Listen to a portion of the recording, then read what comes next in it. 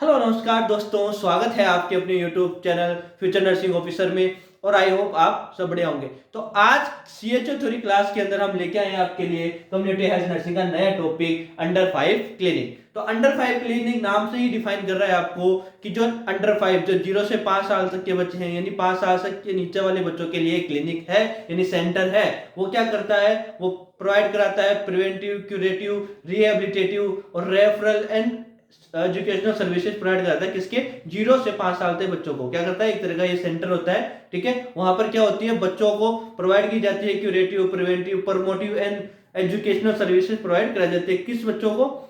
0 से लेके 5 साल तक के बच्चों को प्रोवाइड की जाती है। डेफिनेशन समझ में आई। फर्स्ट एमसीक्यू इसमें से बनेगा कि इसका अदर नेम क्या है। तो फर्स्ट एमसीक्यू क्या बनेगा? एमसीक्यू बनेगा इसके अंदर से फर्स्ट एमसीक्यू फर्स्ट कि भाई इसका अदर नेम क्या है। तो अदर नेम पूछे, अदर नेम क्या है, तो अदर नेम क्या लिख के आओगे आप? इसका अदर नेम लिख के आओगे वेल बेबी क्लिनिक। क्या? वेल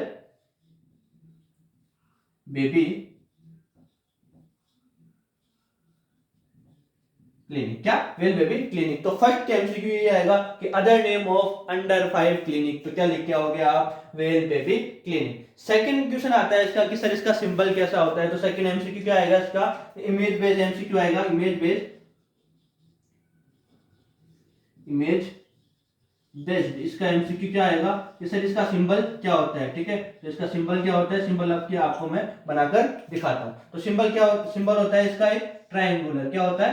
ट्रायंगुलर होता है इसका एक सिंबल। इस तरह का ट्रायंगुलर बना हुआ होता है, मतलब एक ट्रायंगुलर के अंदर रिवर्स ट्रायंगुलर बना हुआ होता है। तो इस रिवर्स ट्रायंगुलर के अकॉर्डिंग भी क्या होते हैं, इसके कंपोनेंट्स भी होते हैं। क्या होते हैं? कंपोनेंट्स। अब देखते हैं इसके कंपोनेंट्स। इस एमसीक्यू फर्स्ट एमसीक्यू बना है इसका अदर नेम क्या है, तो वेल बेबी क्लिनिक नाम है। और इमेज बेस्ड एमसीक्यू आएगा कि इसका सिंबल कैसा होता है, तो एक ट्रायंगुलर के अंदर रिवर्स ट्रायंगुलर बना हुआ होता है।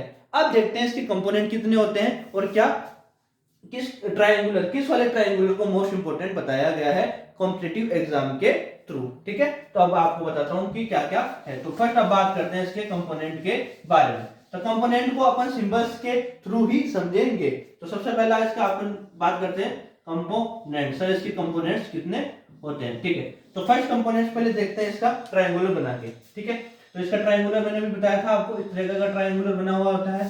ठीक है,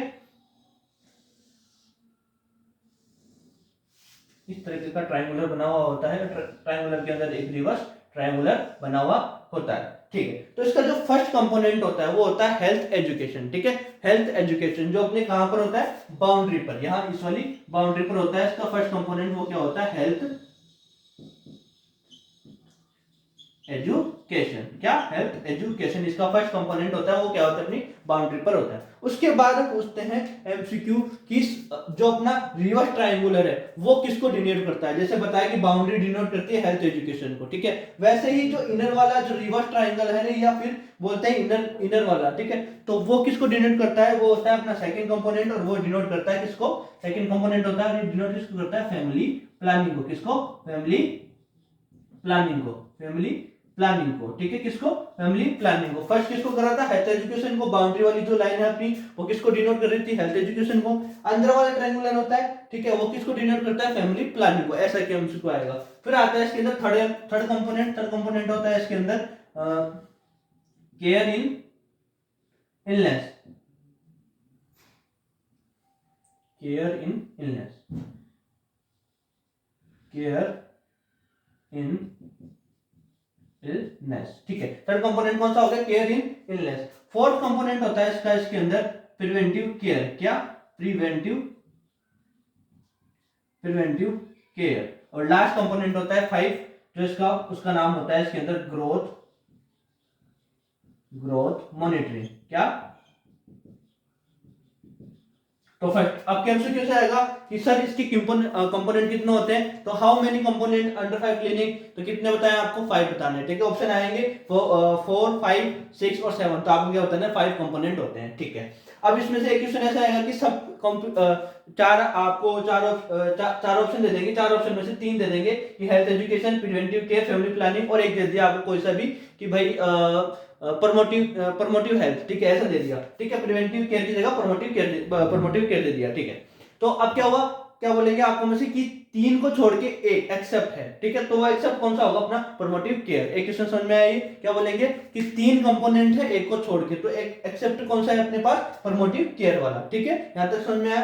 कितने कितने कंपोनेंट बताया मैंने, health education, care illness, family planning, preventive care और ग्रोथ मॉनिटरिंग, 5 कंपोनेंट होते हैं, ठीक है। अब इन्होंने बताया कि हेल्थ एजुकेशन में बच्चों को हेल्थ एजुकेशन देते हैं, वो किस तरीके का फूड देना है, ठीक है, इस तरह से रखना है इनको, वो सब हेल्थ एजुकेशन में आता है। उसके बाद आता है केयर इलनेस। केयर इलनेस में उन्होंने इम्यूनाइजेशन, ठीक है, हेल्थ एजुकेशन और न्यूट्रिशन डाइट के बारे में बताया जाता है, ठीक है। ग्रोथ मॉनिटरिंग में क्या होता है, बच्चे की फिजिकल एक्टिविटी, मेंटल एक्टिविटी, ये क्या करती है, मॉनिटरिंग की जाती है। फैमिली प्लानिंग के बारे में पेरेंट्स को बताया जाता है कि फैमिली प्लानिंग क्या अंदर आपको किस तरह से यूज करना है कॉन्ट्रासेप्टिव वगैरह को, ठीक है। तो ऐसी वीडियो को देखने के लिए हमारे चैनल को लाइक कीजिए, शेयर कीजिए और सब्सक्राइब कीजिए। धन्यवाद।